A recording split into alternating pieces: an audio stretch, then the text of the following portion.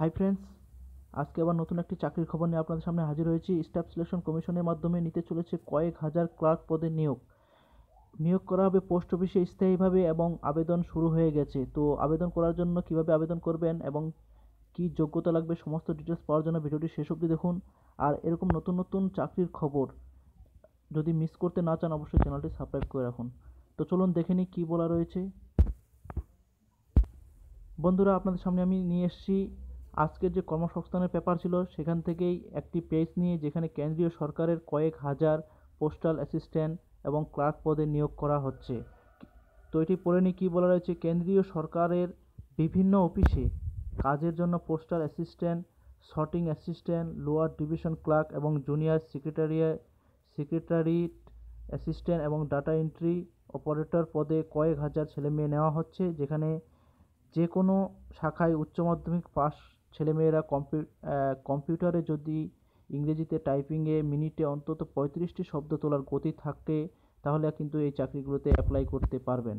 এবং এরপরও কিন্তু আরও ডিটেলসে বলা রয়েছে, যেগুলো পরের পেজে রয়েছে সেখান থেকেও আমরা দেখে নেব কী বলা রয়েছে।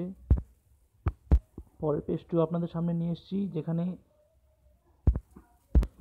যারা এই পরীক্ষায় পাশ করবে, পাশ করা ছেলেমেয়েরা কম্পিউটারে ডাটা এন্ট্রি কাজে যারা ঘন্টায় 8,000 কি ডিপ্রেশনে গতি থাকলে তারা কিন্তু ডাটা এন্ট্রি অপারেটর পদের জন্য আবেদন করতে পারবেন। এবং বাকি সব ক্ষেত্রে যোগ্যতা শুধুমাত্র উচ্চ মাধ্যমিক এবং বয়স হতে হবে 18 থেকে 27 বছরের মধ্যে। ওবিসি, তপশিলি জাতি এবং উপজাতি, প্রতিবন্ধী সবার জন্য যেভাবে সরকারি ছাড় দেওয়া হয় ঠিক সেভাবে এখানেও ছাড় দেওয়া হবে।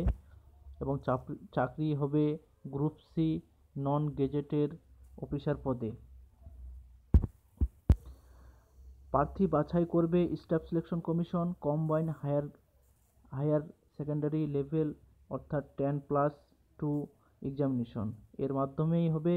এবং যারা এই পরীক্ষায় পাশ করবেন এবং পাশ করার পর কিন্তু কম্পিউটার টেস্ট দিতে হবে, এবং যারা ডাটা এন্ট্রি অপারেটরে আবেদন করবেন তাদের জন্য কিন্তু 8,000 কি ডিপ্রেশনের গতি থাকতে হবে। তো এটি করলে আপনারা এই চাকরিতে অ্যাপ্লাই করতে পারবেন এবং পরে কিন্তু আপনারা চাকরিটি পেয়ে যাবেন।